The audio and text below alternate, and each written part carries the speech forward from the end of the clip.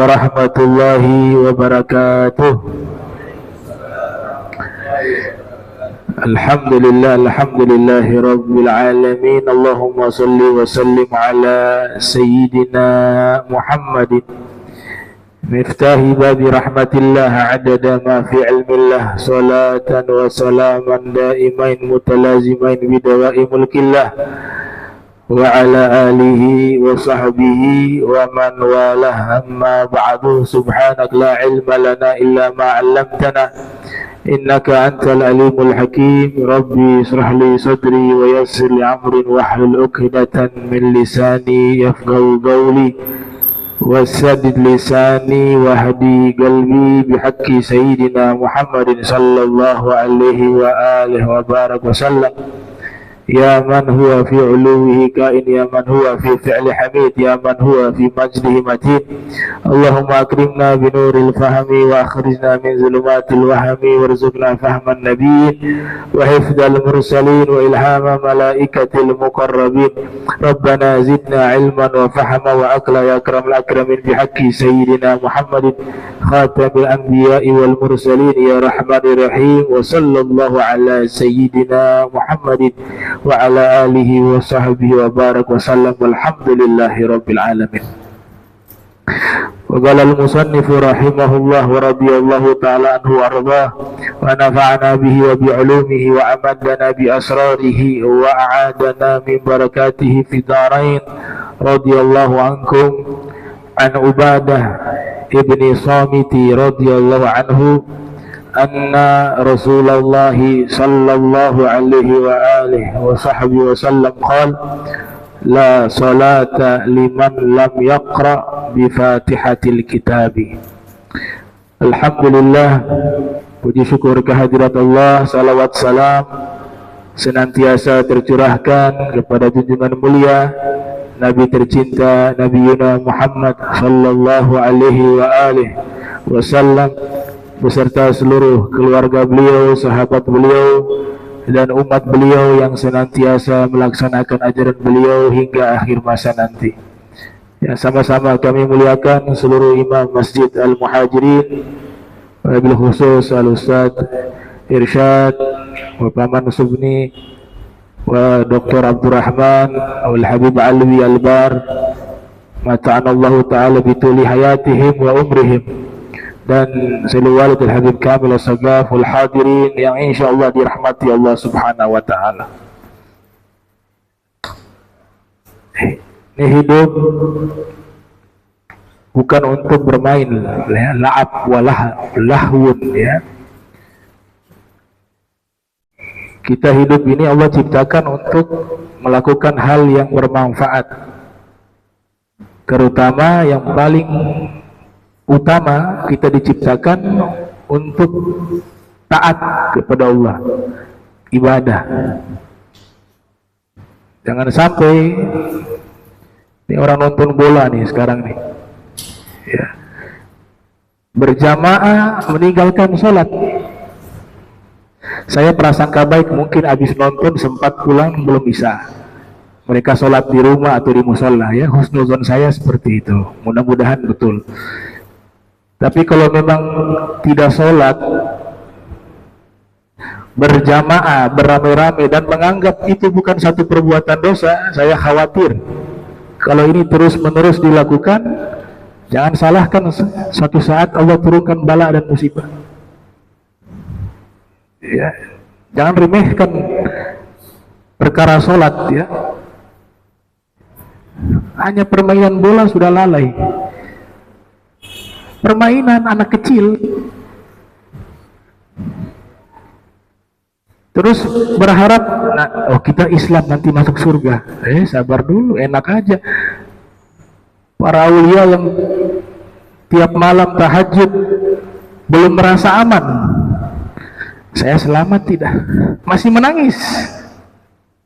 I'mal tu'jar. Kamu harus beramal baru dibayar. Kerja dulu baru dikasih bayaran, dikasih upah. Kamu gak kerja terus kamu minta surga, enak aja.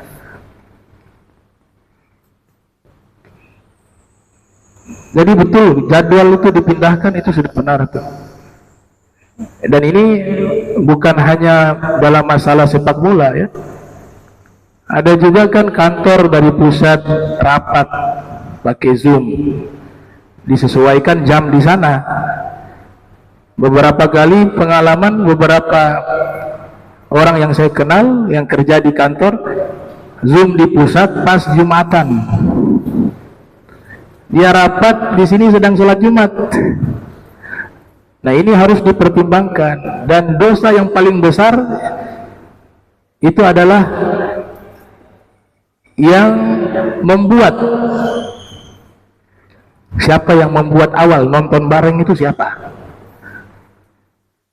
Kalau yang tidak sholat 100 orang, 200 orang, 300 orang, ini sebab dia nih yang ajak orang nih.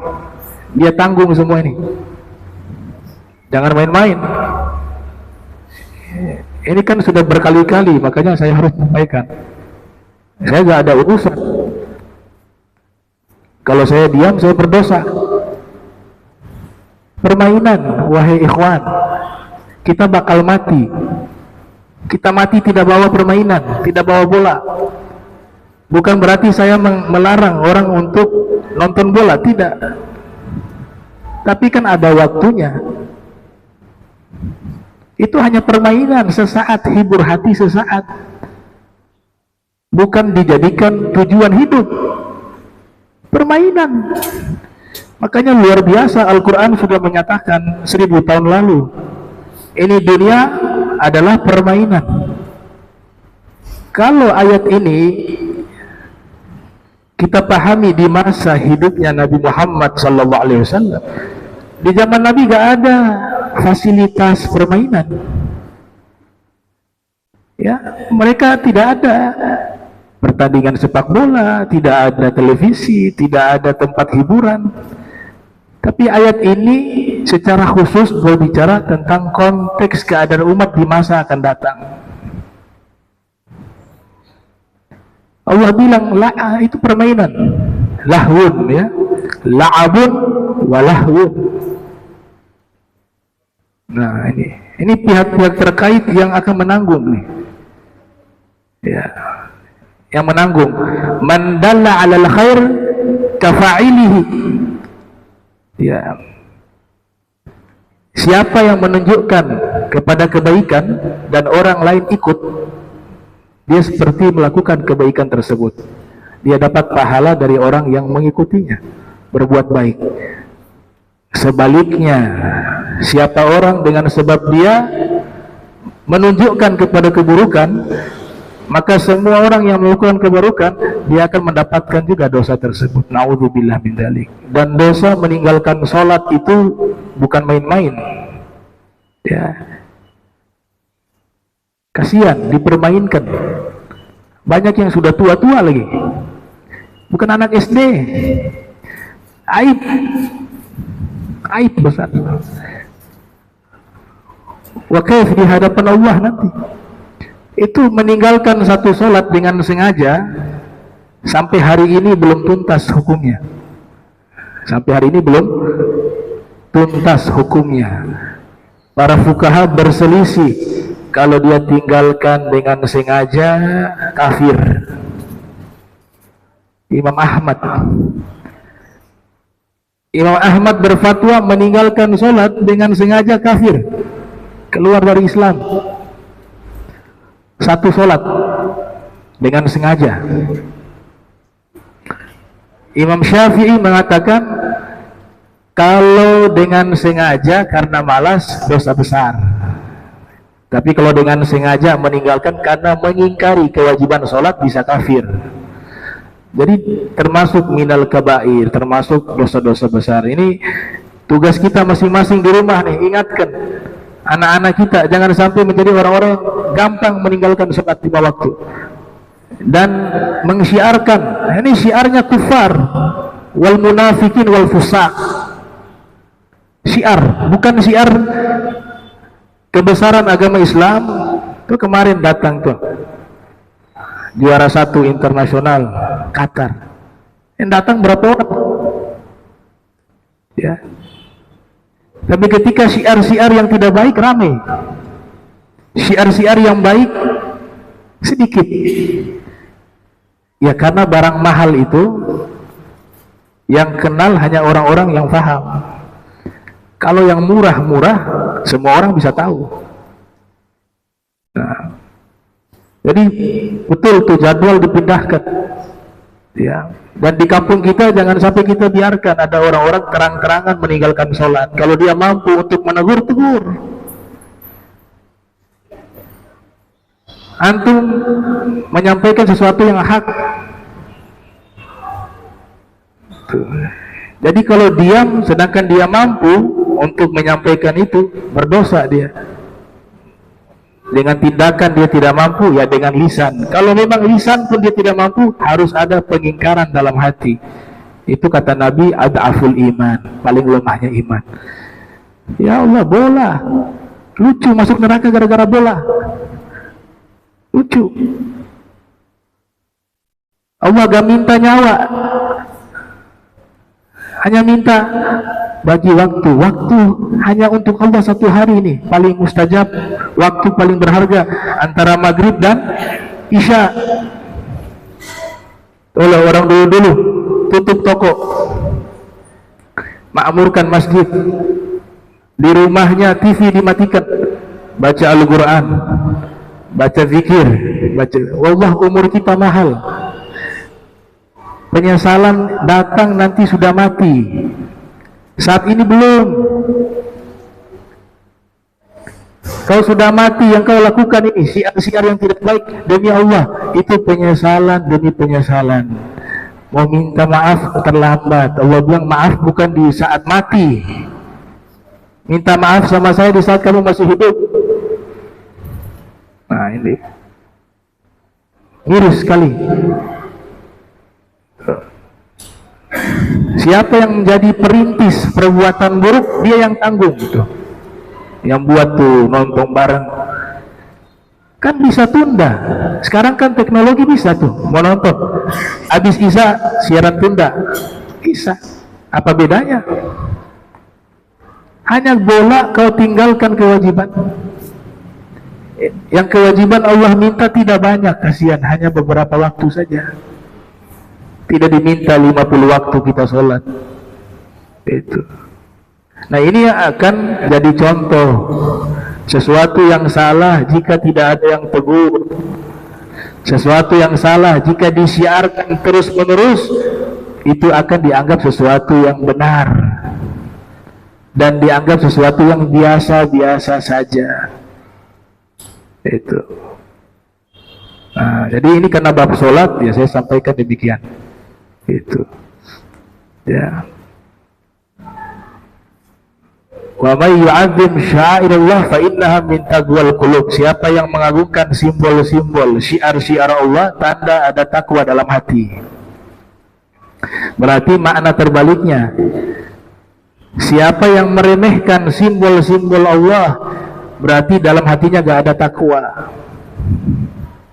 Apalagi mengagungkan simbol-simbol agama lain. Ini pemain bola kan banyak yang non muslim, ya mereka gak sholat gak masalah. Terus yang menang yang dapat hadiah mereka, yang nonton gak dapat hadiah. Apalagi sampai berkelahi, ini lebih bodoh lagi. Berkelahi gara-gara yang ini menang, yang ini kalah. Permainan ikhwan, Al-Quran sudah mengatakan demikian. Wa mal hayatud dunya illa la'ibun wa lahwun. Tidaklah kehidupan dunia kecuali hanya permainan dan hal yang melalaikan. Tuh. Jadi kalau permainan, fungsikan sebagai permainan. Permainan fungsikan sebagai permainan, tempatkan sebagai permainan. Bukan menempati posisi ibadah. Ada ibadah sholat maghrib wajib ditinggalkan gara-gara permainan. Harusnya terbalik. Kita lagi nonton permainan, tahu-tahu panggilan azan, tinggalkan itu permainan. Ini nggak ada harganya semua. Ibadah nomor 1. Begitu baru hebat. Tuh. Bakal mati semua. Yang kita bawa bukan yang lain-lain. Yang kita bawa amal soleh. Jadi dosa meninggalkan sholat dengan sengaja, sepakat para ulama, termasuk dosa besar. Bahkan sebagian mengatakan kafir. Man taraka sholatan muta'ammida faqad kafar jihara. Siapa yang meninggalkan satu sholat dengan sengaja, maka sungguh dia telah kafir secara terang-terangan. Itu dalam riwayat hadis Nabi Muhammad sallallahu alaihi wasallam. Jadi baiknya jadwal dipindah ba'da Isya. Kalau mainnya di Ternate, ya, mainnya di Ternate, dan itu kan sudah jadi wacana ke depan, jadwal itu kan dirubah ba'da Isya, yang sebelumnya kan selalu bersamaan dengan waktu sholat maghrib. Saya masih husnuzon, mungkin lain sempat sholat di musola atau itu. Tapi saya khawatir saja kalau memang sebaliknya justru tidak sholat, itu berbahaya, ya. Dan semuanya diam, nggak ada yang ngomong, lebih berbahaya lagi. Kata Sayyidina Ali, yang saya takutkan itu bukannya adanya kemungkaran, bukan. Karena setiap masa harus ada kemungkaran. Tidak mungkin satu masa itu semuanya baik. Nabi Musa ada Firaun, Nabi Ibrahim ada Namrud, Nabi Isa ada Herodos, Nabi Muhammad ada Abu Jahal. Artinya selama kita hidup ada kebaikan, ada keburukan. Makanya Sayyidina Ali mengatakan, saya tidak takut adanya keburukan, tapi yang saya takut adanya keburukan yang jelas di hadapan kita, kemudian orang baiknya diam, nggak ada yang menegur. Itu yang saya takutkan. Gitu. Permainan, ikhwan. Ya, apalagi yang sudah tua itu lucu. Itu ulama-ulama dulu 40 tahun kasur diikat, sejadah dibentangkan. Kenapa? Dia sudah mempersiapkan. Ini 40 tahun masa umur yang sudah matang secara spiritual, yang harusnya sudah saatnya kembali kepada Allah secara total. Apalagi yang 50 tahun. Makanya Nabi Mi'raj umur 50 tahun. Harusnya sudah kenal Allah di situ. Sebagaimana Nabi 50 tahun Mi'raj. Kok balik ke anak SD? Anak SD itu. Anak SD gak berdosa, mau main, iya kan? Malah disuruh, Nabi katakan kalau ada anak kecil yang belum balik main, jangan larang, suruh dia main. Banyak gerak, cerdas dia. Nah, jadi kalau orang hidupnya yang sudah tua, sudah balik habis dengan permainan, berarti dia anak kecil. Ya, dia anak kecil. Cuma bedanya anak kecil gak dicatat dosa, tapi orang yang sudah balik dicatat dosa.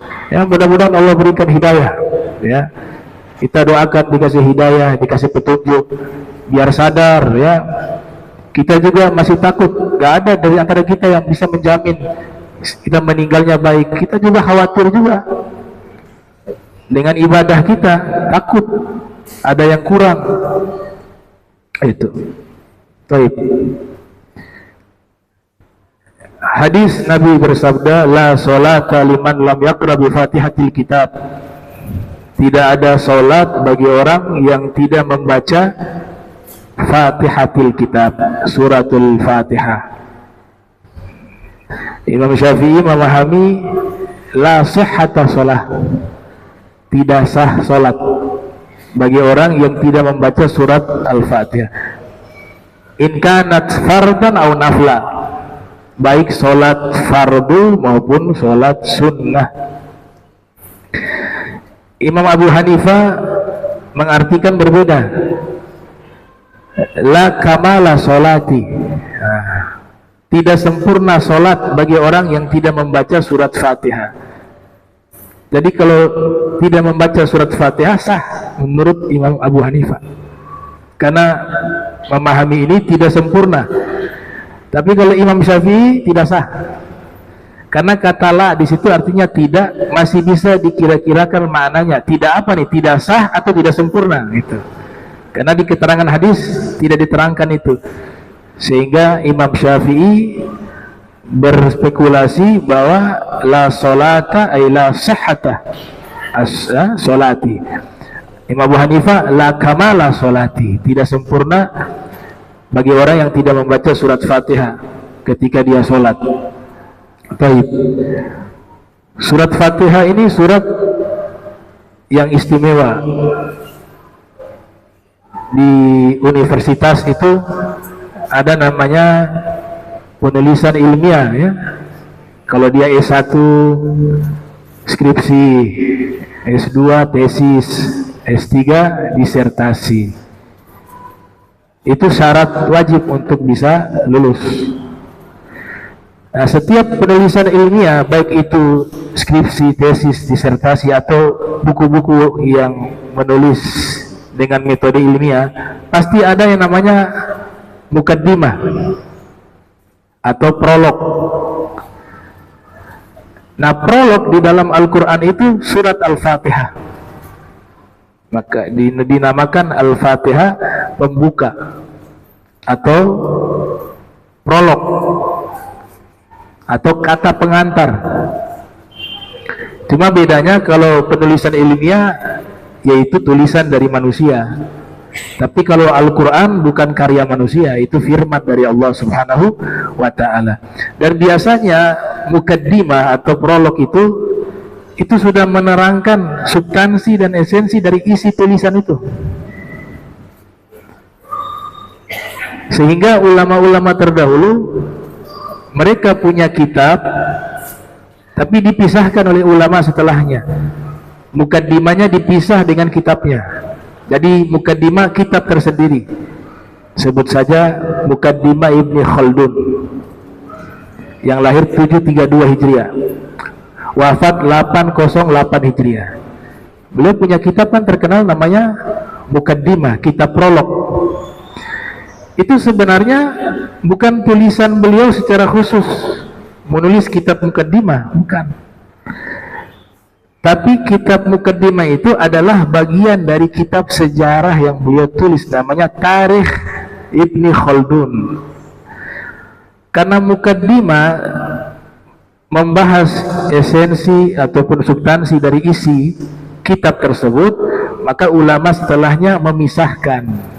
Jadi mukaddimahnya itu mukaddimah kitab sejarah Tarikh Ibnu Khaldun. Mereka buat lagi versi kedua, mukaddimah terpisah dari kitab Tarikh, sehingga terkenal dengan nama Mukaddimah Ibnu Khaldun. Padahal dia berasal dari mukaddimah Tarikh karangan beliau. Begitu juga Mukaddimah Ibni Salah, ulama hadis. Itu adalah satu kitab yang membahas ulumul hadis. Tapi karena mukaddimah ini membahas intisari dari kitab yang beliau tulis, maka ulama setelahnya mengambil bagian mukaddimah dijadikan kitab tersendiri, namanya Mukaddimah Ibni Salah. Begitu juga Al-Quran, mukaddimahnya suratul Fatihah. Berarti intisari isi di dalam Al-Quran yang terdiri dari 113 surat. Kalau 114 kan dengan surat Fatihah. Nah, surat Fatihah kalau kita kesampingkan berarti 113 surat, isinya itu, substansinya itu semuanya ada di dalam surat Al-Fatihah. Makanya dinamakan surat Mukaddimah, suratul Fatihah. 6.666 ayat dalam satu riwayat. Di dalam surat Al-Hijr, kita bahas sedikit surat Al-Fatihah. Ayat 87, Allah Subhanahu wa ta'ala berfirman, walaqad atainaka sab'an minal mathani wal qur'anal azimah. Sungguh kami telah berikan kepadamu wahai Nabi Muhammad sallallahu alaihi wasallam 7 pujian dan Al-Quran yang mulia. 7 pujian di sini dimaksud sebagian ulama suratul Fatihah. Kenapa dinamakan 7 pujian? Karena di bagian awal itu ada 7 pujian kepada Allah. Ar-Rahman, Ar-Rahim, Alhamdulillah, ya Maha Pengasih, Maha Penyayang, segala puji bagi Allah, Rabbil Alamin, penguasa alam semesta. Ulang lagi, Ar-Rahman, Maha Pengasih, Ar-Rahim, Maha Penyayang, Maliki Yaumiddin. 7. Penguasa hari kiamat, hari kebangkitan atau hari pembalasan. Nah, dinamakan 7 pujian. Dan Al-Quran yang agung. Di ayat ini seakan-akan dipisah surat Fatihah dengan Al-Quran. Ada kata dan. Nah, maka dijawab oleh ulama tafsir, maknanya dan di situ yaitu wa huwa Al-Qur'anul Azim. Jadi surat Fatihah itulah, dia adalah Al-Quran yang agung. Karena intisari dari Al-Quran semuanya ada di surat Al-Fatihah. Sebab itu surat Fatihah diberi nama Ummul Kitab, Ummul Quran, Ummul Quran, ibu dari Al-Quran. Semua surat di dalam Al-Quran pasti kembali kepada suratul Fatihah. Kalau Al-Quran dinamakan Ummul Kitab, ibu dari semua kitab-kitab suci yang ada. Nah, suratul Fatihah menurut Imam Bagawi, sebagian ulama mengatakan diturunkan di Makkah sehingga kategori Makkiyah. Sebagian ulama lainnya mengatakan surat Fatihah diturunkan di kota Madinah sehingga dikategorikan Madaniyah. Dan ada juga yang berpendapat diturunkan ketika Nabi berada di Arash, ya, berada di langit, bahkan tembus dari langit sampai ke Arsh, turun surat Fatihah di situ. Nah, sehingga diistilahkan dengan Arsyiyah. 3 pendapat ini diharmoniskan oleh Imam Bagawi. Jadi surat Fatihah itu turunnya 3 kali kepada Nabi. Ketika Nabi di Makkah diturunkan, dan ketika Nabi di Arsh diturunkan surat Fatihah kepada beliau, dan ketika Nabi di kota Madinah diturunkan surat Fatihah juga kepada beliau. Ini istimewanya surat Fatihah.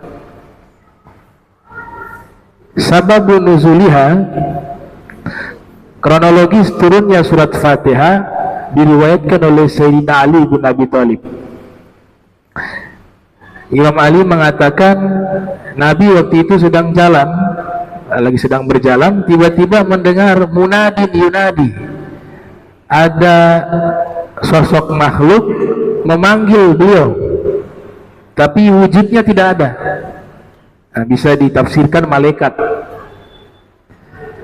Kemudian ketika Nabi dipanggil, Nabi menjawab labbaik.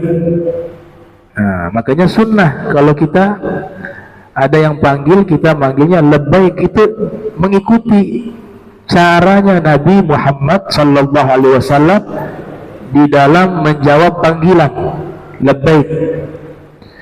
Kemudian malaikat membacakan surat Fatihah, Nabi terima. Nah, itu kronologis sababun nuzuliha, sebab turunnya suratul Fatihah. Dan Sayyidina Ali mengatakan suratul Fatihah nazalat min kanzin tahta arsy rahman. Surat Fatihah itu turun dari gudang yang ada di bawah arsy-Nya Allah Subhanahu wa taala. Nah, surat Fatihah ini memiliki banyak keutamaan, ya. Di antaranya dijadikan sebagai apa? Obat, syifa. Kayaknya kalau para ulama sering kalau mendoakan air itu baca surat Fatihah, membaca surat Fatihah. Itu ada riwayat memang dari Nabi Muhammad SAW. Nabi mengatakan Fatihatul Kitab atau Al-Fatihah syifa'un min kulli da'. Surat Fatihah itu adalah penawar dari segala penyakit. Kemudian surat Fatihah ini memiliki keistimewaan lainnya adalah bisa dijadikan bacaan untuk ruqyah. Ada orang kemasukan jin, itu baca surat Fatihah bisa difungsikan sebagai ruqyah, ya. Karena diceritakan Nabi pernah menyampaikan kepada para sahabat, wa ma adraka annaha ruqyah, ya, wa ma adraka annaha ruqyah. Tidakkah kalian tahu bahwa sesungguhnya surat Fatihah itu bisa dijadikan bacaan ruqyah, kata Nabi kita Muhammad sallallahu alaihi wasallam. Kemudian surat Fatihah ini juga adalah surat yang tidak ada yang selevel dengannya. Ini semua surat di Al-Quran gak ada yang selevel dengan surat Fatihah.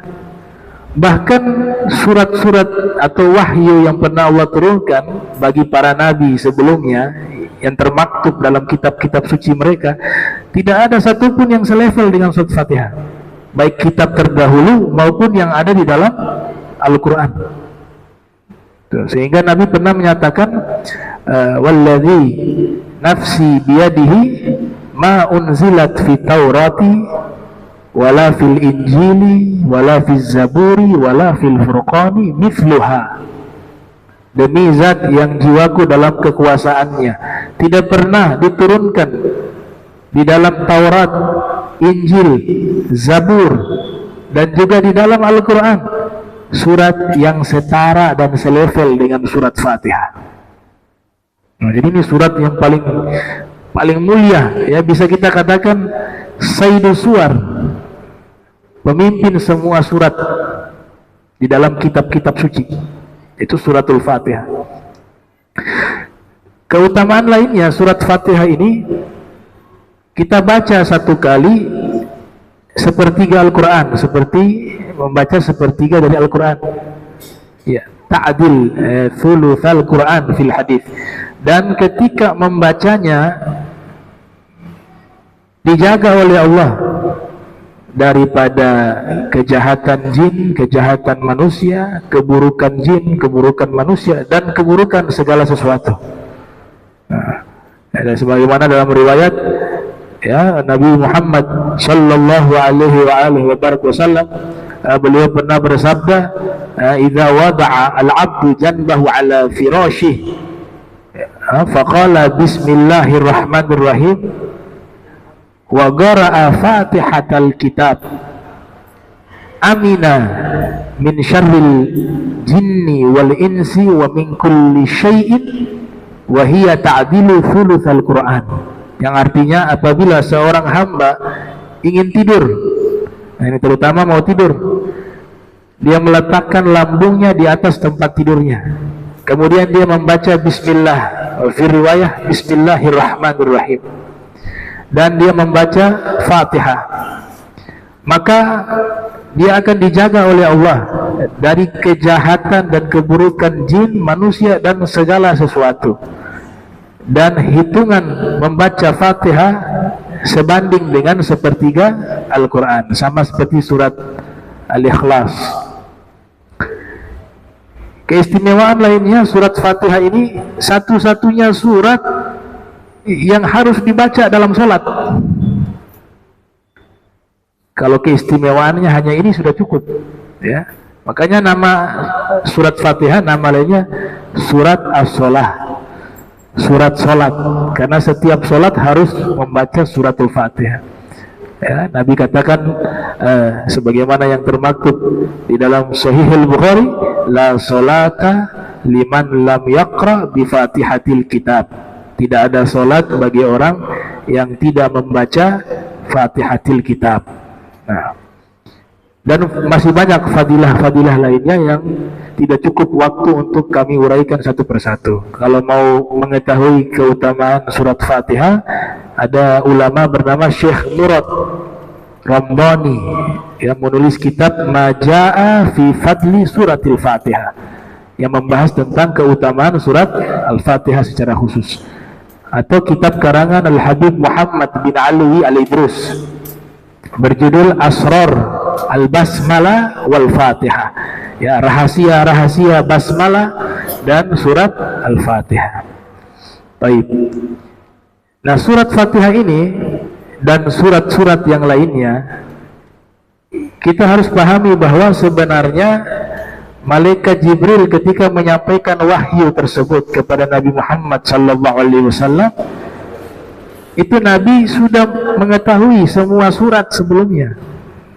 Jadi 30 juz itu sudah ada di dalam diri Nabi. Makanya terminologi Al-Quran itu para ulama ahli Al-Quran selalu menyebutkan yang namanya Al-Quran kalamullah al-munazzalu ala qalbi Sayyidina Muhammad, firman Allah yang telah Allah turunkan ke dalam hati Nabi Muhammad. Jadi bukan beliau tidak tahu tuh wahyu tersebut, kemudian malaikat Jibril menyampaikan wahyu, ini ada surat ini, baru beliau hafal, bukan begitu. Sudah dari awal, bahkan di alam arwah itu Al-Quran sudah menyatu dengan Nabi Muhammad.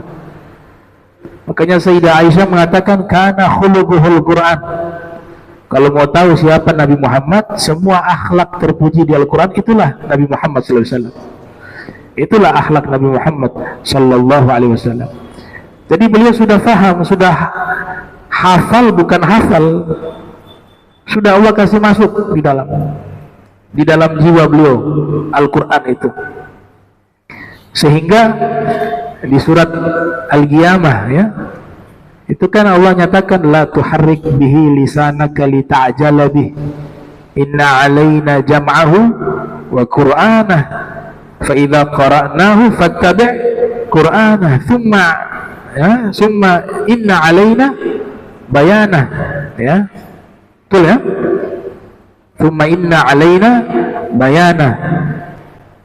Waktu malaikat Jibril datang menyampaikan wahyu, Allah bilang la tuharrik bihi lisanaka lita'jala bih. Jangan gerakkan lidahmu ikut membaca Al-Quran, nanti kamu mendahulinya. Jadi mendahului bacaannya malaikat Jibril ya. Kemudian Allah katakan sesungguhnya kami telah mengumpulkan Al-Quran seluruhnya dan kami telah bacakan kepadamu. Kami di sini Allah ya. Jadi Allah sudah sampaikan langsung untuk Al-Quran kepada Nabi Muhammad SAW.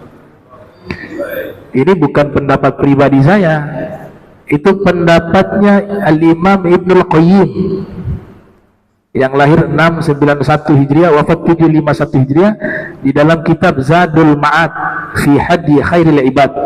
Beliau mengatakan salah satu wahyu, cara menerima wahyu dari Nabi Muhammad, yaitu kalamahullah, Allah berfirman langsung kepada Nabi bila wasitah, tanpa perantara. Kalamahullahu bila wasitah, Allah berfirman secara langsung kepada Nabi bila wasitah, tanpa perantara. Jadi wahyu yang Nabi terima bukan hanya lewat malaikat Jibril, ada beberapa cara. Lewat mimpi dapat wahyu, mendengar langsung dari Allah firman itu juga cara Nabi mendapatkan wahyu. Dan mendengar langsung firman dari Allah itu hanya khusus Nabi Muhammad sallallahu alaihi wasallam. Kalau nabi-nabi lain tidak sampai ke magom itu. Nah, jadi beliau sudah tahu tuh, semua 30 juz sudah ada di dalam diri beliau. Itu. Cuma memang aturannya harus turun secara berangsur-angsur. Karena mengikuti adanya peristiwa disebut dengan asbabun nuzul. Ya, sebab-sebab turunnya wahyu tersebut. Dan simulasi Nabi ingin menunjukkan bahwa ilmu agama ini harus ada guru. Sebagaimana saya contohkan, saya terima ini ada guru yang posisinya waktu itu malaikat Jibril, seakan-akan posisinya sebagai guru, untuk menunjukkan hukum talaki. Hukum berguru harus tatap muka dengan guru. Itu yang dimaksud oleh Syekh Abdul Wahab Sya'rani. Baik. Jadi Nabi sudah faham semuanya. Dan ini dalilnya ada di surat Toha. Coba kalau baca surat Toha ayat 114. Itu menafsirkan surat Al-Qiyamah tadi. Di surat Toha itu jelas Allah katakan, Allah berfirman, wala ta'jal bil Qur'ani min qabli ay yuqda ilaika wahyu. Wahai Nabi Muhammad sallallahu alaihi wasallam, jangan engkau terburu-buru membaca Al-Quran. Allah sebut Al-Quran berarti utuh 30 juz. Sebelum wahyu ini tuntas kepadamu. Kata sebelum wahyu ini tuntas kepadamu, artinya wahyu ini sedang diturunkan kepada Nabi, kemudian Allah katakan jangan dulu baca Al-Qur'annya yang 30 juz, dengar dulu deh wahyu ini, walaupun engkau sudah faham, engkau sudah hafal. Itu di surat Thaha. Nah, ini namanya menafsirkan ayat Al-Quran dengan ayat Al-Quran. Itu metode tafsir paling terbaik. Kalau ditanya metode tafsir yang terbaik itu apa? Tafsir riwayah, yaitu menafsirkan Al-Quran dengan Al-Quran, ayat dengan ayat, surat dengan surat. Al-Imam Al-Biqai menulis kitab khusus tentang metode tersebut dengan judul Nasmud Durar fi Tanasubi Al-Ayati wa Suwar. Itu membahas tentang korelasi ayat dengan ayat di dalam metode penafsiran. Nah, jadi kita sudah dapat fawaid bahwa selama ini yang kita dengarkan seakan-akan Nabi ini gak tahu ya Al-Quran. Kemudian malaikat Jibril datang beritahu ini surat ini, ayat ini. Padahal realitanya itu, atau orang Arab bilang fil haqiqah, ya, hakikatnya itu Nabi sudah mengetahui sebelumnya. Tapi begitulah Nabi. Aturan Allah Nabi taati. Simulasi ini harus dijalankan. Gitu. Nah, ini keutamaan surat Fatihah. Kemudian hukum membaca surat Fatihah.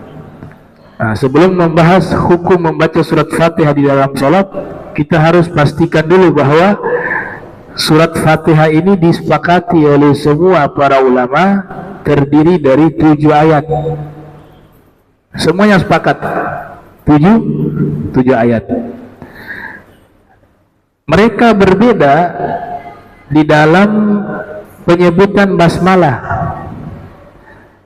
Imam Syafi'i menyatakan basmalah itu bagian dari suratul Fatihah dengan dalil-dalil yang beliau kumpulkan.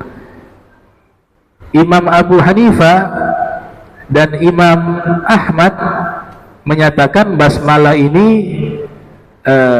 sunnah saja, ya, bukan wajib. Sehingga mereka katakan kalau mau baca boleh, nggak baca juga nggak apa-apa karena sunnah, gitu. Dan bacanya harus secara sir, tidak mengeraskan suara, ya, di sholat yang jahar maupun sholat yang sir. Imam Malik mengatakan basmalah makruh dibaca. Nah, jadi ketika membaca basmalah di surat Fatihah justru hukumnya makruh, lebih baik jangan dibaca. Tapi semuanya sepakat surat Fatihah itu 7 ayat, ya. Cuma basmalah saja yang diperselisihkan. Nah, itu. Nah, sekalipun basmalah tidak dibaca, Imam Malik juga tetap menghitung dengan 7 ayat.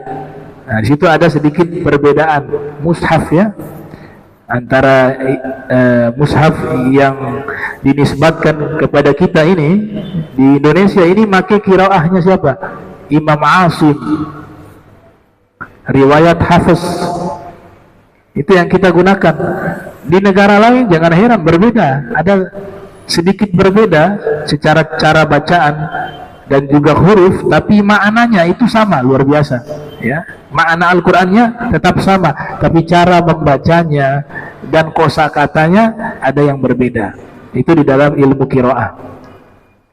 Nah, Imam Abu Hanifah menyatakan bahwa basmalah ini hanya berfungsi sebagai faslun baina suratain, pemisah antara satu surat dengan surat yang lain.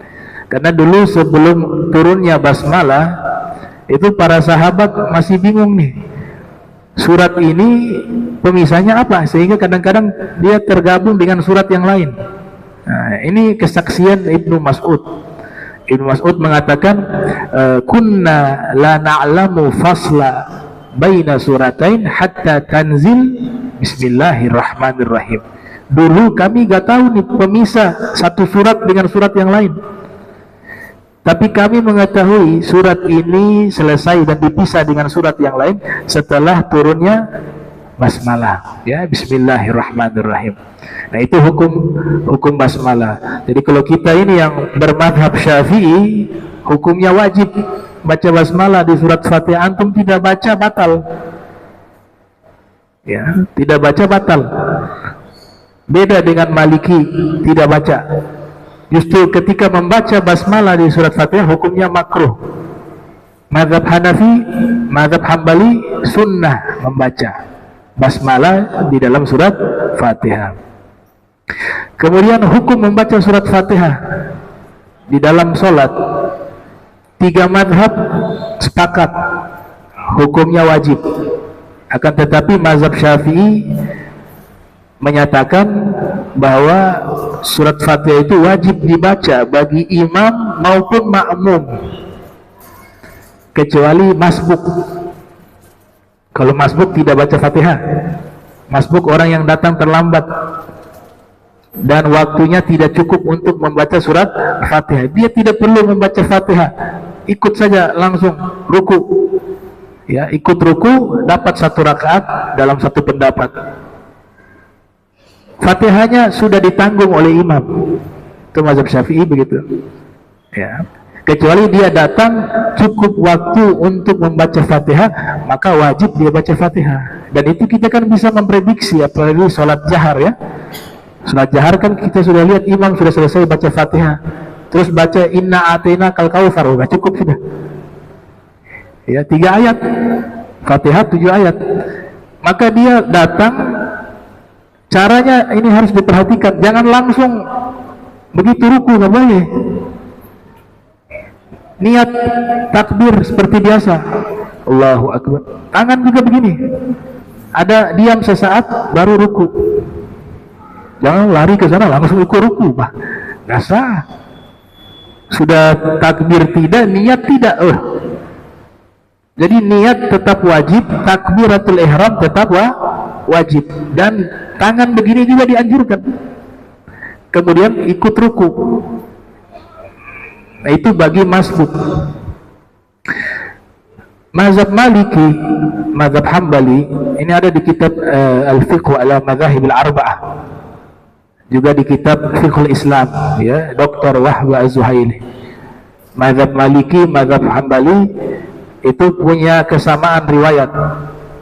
Kalau sholat sir, zuhur, asar, ya, yang dimana imam tidak membaca dengan suara terdengar, ya, maka pada waktu itu makmum wajib membaca Fatihah. Dalilnya surat Al-A'raf. Surat Al-A'raf itu menyatakan kalau imam baca suara keras, kita mendengar bacaan imam surat Fatihah, maka kita tidak wajib membaca Fatihah. Ini mazhab Maliki ya, mazhab Maliki. Ya.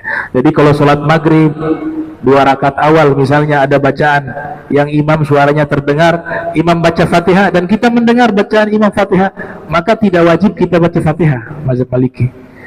Tapi kalau tidak terdengar bacaan itu, bisa juga tidak terdengar dengan maksud suaranya agak jelas, suaranya pelan, kita mungkin posisinya pelan di belakang, jadi bacaan Fatihahnya tidak terdengar, maka kita wajib baca Fatihah.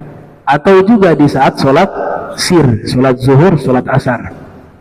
Itu mazhab Maliki, mazhab Hambali dalam satu riwayat. Riwayat yang kedua dari mazhab Hambali persis mazhab Syafi'i. Ya, jadi Hambali ini ada dua kelompok ulama. Ya, satu ngikut riwayat Imam Malik atau mazhab Maliki, dan yang satu mengikuti mazhab Syafi'i. Karena di dalam Al-Quran surat Al-A'raf itu Allah Ta'ala berfirman, wa idza quriya Al-Quran, ya, wa idza quriya Al-Quran fastami'u lahu wa ansitu la'allakum turhamun. Apabila dibacakan Al-Quran, wa idza quriya Al-Quran fastami'u lahu, maka kalian hendaklah mendengar, jangan membaca, dengar. Wa ansitu, dan kalian harusnya diam, atau diamlah kalian, la'allakum turhamun, semoga kalian dirahmati. Ini juga diterapkan dalam mazhab Syafi'i. Mazhab Syafi'i itu sunnahnya ketika imam membaca Fatihah, makmum jangan baca surat apapun, tapi makmum tugasnya apa? Fastami'u lahu, bukan fasma'u, ya, beda. Kalau fasma'u itu sekedar mendengar dari kata sami'a. Tapi kalau pakai istama'a itu bukan sekedar mendengar, tapi juga tadabbur, konsentrasi, fokus untuk kita bisa memahami makna itu. Makanya saya ini saran ya, sekedar saran. Mohon maaf karena ini punya manfaat sangat besar, sangat besar. Kita tidak tahu arti surat-surat di dalam Al-Quran, tapi jangan sampai Fatihah kita tidak tahu artinya. Saya rasa itu mudah, ya, karena memang surat inilah yang paling wajib. Ini ayat Al-Quran, Allah mengatakan fastami'u lahu, kalian harus dengar, paham maknanya, fokus. Surat lain belakangan deh. Yang paling penting ini Fatihah. Dan sekedar saran, sudah tahu artinya, ya, ditambah lagi, kaji tafsirnya. Kalau perlu hafal tafsirannya, itu akan membuahkan hasil waktu sholat. Dan kita akan masuk ke dalam kesepakatan para ulama bahwa Fatihah itu harus dibaca, bukan sekedar baca, tapi dipahami maknanya, dijadikan sebagai surat dialog antara hamba dengan Allah. Bagaimana kita lagi dialog gak paham, yang kita bicarakannya apa? Nah, jadi Fatihah itu jadi fokus utama ya untuk kajian. Maka ulama dulu sudah mengarang tafsir Fatihah secara khusus. Mazhab Hanafi mengatakan membaca surat Fatihah dalam salat sunnah. Jadi kalau ada orang tidak baca surat Fatihah sah. Tapi kalau baca bagus, sunnah. Pijakan hukum yang diambil itu ada di surat Al-Muzammil. Surat Al-Muzammil, faqra'u ma tayassara minal Qur'an. Faqra'u ma tayassara minal Qur'an. Bacalah sesuatu yang gampang, yang mudah dari Al-Quran. Beliau ambil ini dalil sebagai bacaan di dalam sholat. Cari surat-surat yang mudah yang bisa kalian baca dalam sholat tuh. Tapi kembali lagi, mazhab kita, mazhab Syafi'i, Fatihah itu hukumnya wajib. Nah, ini tentang hukum ya. Terakhir saya sampaikan, kemudian ada sunnah membaca surat selain suratul Fatihah dalam sholat.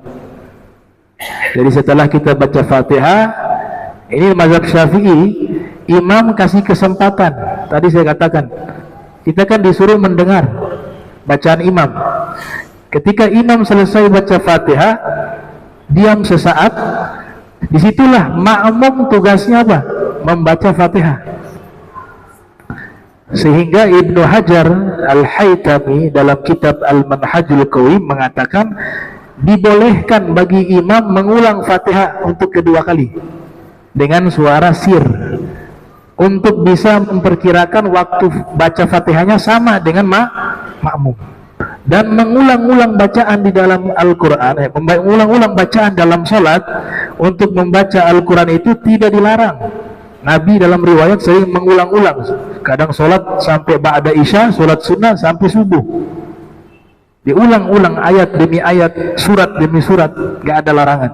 Nah, sehingga Ibnu Hajar Al-Haytami membolehkan imam membaca kembali Fatihah secara sir untuk bisa memprediksi waktu membaca Fatihah dari para makmum. Nah, sehingga dia habis baca Fatihah dilanjut surat berikutnya. Nah, sunnah membaca surat itu hanya berlaku di 2 rakaat awal. Jadi kalau misalnya sholat 4 rakaat, duhur atau asar, rakaat pertama ini baca Fatihah, selesai baca Fatihah, baca surat apapun. Disunnahkan yang lebih panjang nanti daripada yang rakaat kedua. Di rakaat kedua baca Fatihah lagi. Setelah Fatihah baca surat, sunnahnya yang lebih pendek dari rakaat pertama. Dan rakaat ketiga dan keempat tidak disunnahkan lagi baca surat.